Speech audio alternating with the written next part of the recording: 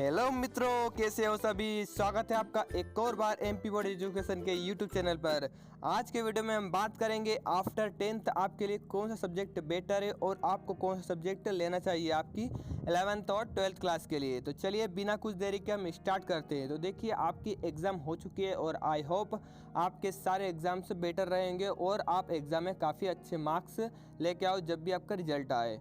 देखिए, ये बात तो आपकी रिजल्ट की हो गई, लेकिन क्या है कि अब आपको सब्जेक्ट कौन सा सिलेक्ट करना है, क्योंकि आपके करियर के लिए सब्जेक्ट मैटर करता है। अब जो सब्जेक्ट आप लोगे उसी बेसिस पे आपका करियर डिसाइड होगा कि आपको आगे क्या करना है।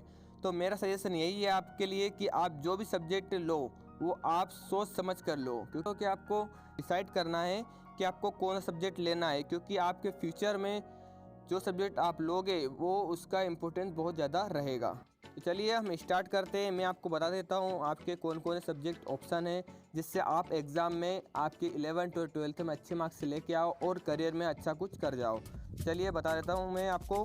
तो वो पहला रहेगा आपका साइंस। तो साइंस में आपके दो कोर्स होते हैं, पीसीएम और पीसीबी। तो देखो, पीसीएम तो पता ही आपको फिजिक्स केमिस्ट्री और मैथ्स होता है उसमें, और पीसीबी में फिजिक्स केमिस्ट्री और बायोलॉजी। ओके, आपको मेडिकल में जाना है तो आप पीसीबी सिलेक्ट कीजिए, और मेडिकल में नहीं जाना है, टेक्निकल फील्ड में जाना है आपको, तो पीसीएम सिलेक्ट कीजिए, है ना। इसको आप बोल सकते हो मेडिकल और टेक्निकल कोर्स। ओके, चलिए उसके बाद सेकेंड है आपका कॉमर्स। तो कॉमर्स की बात की जाए तो कॉमर्स आपको आगे जाके बैंकिंग कोर्स करना है, या फिर चार्टर्ड अकाउंट की तैयारी करनी है, या कंपनी सेक्रेटरी की तैयारी करनी है। इसके अलावा आपको और भी ई कॉमर्स में जाना है आगे, क्योंकि आजकल सारा काम जो है ई कॉमर्स बेस्ड हो चुका है। तो आप समझ सकते हो कॉमर्स का कितना बड़ा योगदान रहा है आज की डिजिटल लाइफ में। तो आपके सारे जो ये आते हैं फ्लिपकार्ट वगैरह, ये सब आपके ई कॉमर्स में आते हैं। तो आप समझ सकते हो कि आपके लिए कॉमर्स कितना सब्जेक्टिव और इम्पोर्टेंट सब्जेक्ट है। चलिए, तो इसके सब्जेक्ट बता देता हूँ मैं आपको। अकाउंटेंसी रहेगा इसमें आपको पहला सब्जेक्ट, उसके बाद बिजनेस स्टडी रहेगा, उसके बाद इकोनॉमिक्स रहेगा और आईपी भी रहेगा। देखो, इकोनॉमिक्स और आईपी में आप ऑप्शनल रहेगा, आप या तो इकोनॉमिक्स ले लीजिए या फिर आईपी। मेरा सजेशन यही है कि आप आईपी लीजिए, क्योंकि कंप्यूटर बहुत ही, इसका फुल फॉर्म होता है इंफॉर्मेटिव प्रैक्टिसेस, मतलब कंप्यूटर बोल सकते हो। तो कंप्यूटर आज के लाइफ में बहुत ज़्यादा इंपॉर्टेंस रखता है। यदि आपको बैंकिंग सेक्टर में जाना है तो इकोनॉमिक्स लीजिए, क्योंकि इकोनॉमिक्स भी बेटर है, तो दोनों का कॉम्बिनेशन बेटर रहेगा, क्योंकि इकोनॉमिक्स भी ज़रूरी है उसमें, उसके बाद आईपी भी है। पर मैं ज़्यादा सजेस्ट करता हूँ आपको कि आईपी सब्जेक्ट बेटर है आपके लिए।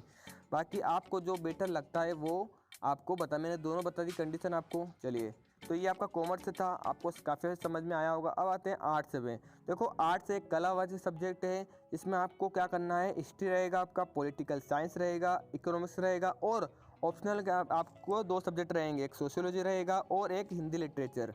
आया समझ में। तो ये सब्जेक्ट हिस्ट्री का पता ही है आपको, अभी तक पढ़ते आ रहे हो आप हिस्ट्री क्या है। तो देखो, हिस्ट्री कोई सब्जेक्ट मैं मानता नहीं हूँ, लेकिन क्या है, एक सब्जेक्ट है ये। तो क्या है, ये सिर्फ वॉर जो होते हैं आपके, है ना, वो जो बताए वो आपको काम में आने हैं, क्योंकि आने वाले समय आप क्या, जब मिलिट्री में जाओगे तो काफ़ी हेल्पफुल रहेगा वो सब्जेक्ट आपके लिए, क्योंकि उसमें वॉर के बारे में बताया जाता है, आपको किस तरह फाइट करनी है, जो भी आपको लड़ना है देश के लिए, वो चीज़ें आपको बताई जाती है इसमें। उसके बाद क्या आते हैं, पॉलिटिकल साइंस है। तो देखो, पॉलिटिक्स के बारे में बताया क्या चल रहा है देश में, है ना, वो सारा आपको विस्तार से बताया जाता है किसमें, पॉलिटिकल साइंस में।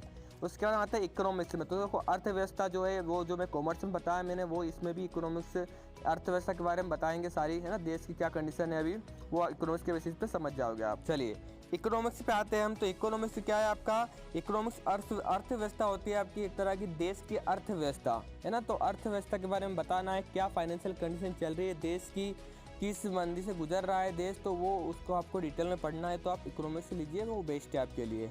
तो देखिए, ये सब्जेक्ट है कुछ जो आप आफ्टर 10th कर सकते हो, 10वीं के बाद आप ये सब्जेक्ट ले लेते हो तो आपका करियर डिसाइड हो जाएगा कि आप कौन सा सब्जेक्ट लेकर आपके जीवन में आगे क्या करोगे। ओके, इसके बाद दो सब्जेक्ट रह चुके हैं सारे सब्जेक्ट में, क्या है, हिंदी और इंग्लिश। ये कॉमन सब्जेक्ट है, ये सभी सब्जेक्ट में कॉमन है, आपको सभी में पढ़ने होंगे। ओके, इसलिए मैंने जो मेन सब्जेक्ट है वो मैंने आपको बताया है। तो आप समझ सकते हो कि आपको किस बेसिस पे इन सब्जेक्ट को लेना है, और आगे आपका करियर के बेसिस पे आपको इन्हें पढ़ना रहेगा। ओके, तो मैं सजेस्ट यही करता हूँ कि आपको जो बेटर लगता है वही लीजिए, क्योंकि आगे आपको ही करना है। ऐसा नहीं पेरेंट्स से फोर्स कर रहे हैं कि ये लीजिए वो लीजिए, है ना, ऐसा नहीं करना। आपको जो सही लगे वो आपको सिलेक्ट करना है, और अभी से जुट जाइए तैयारी पे। जो भी आपको करियर डिसाइड कर लीजिए, जो भी आपने गोल डिसाइड किया है उसे अचीव करने का अभी से ही निर्णय ले लीजिए और अचीव करिए। चलिए, जय हिंद, जय भारत।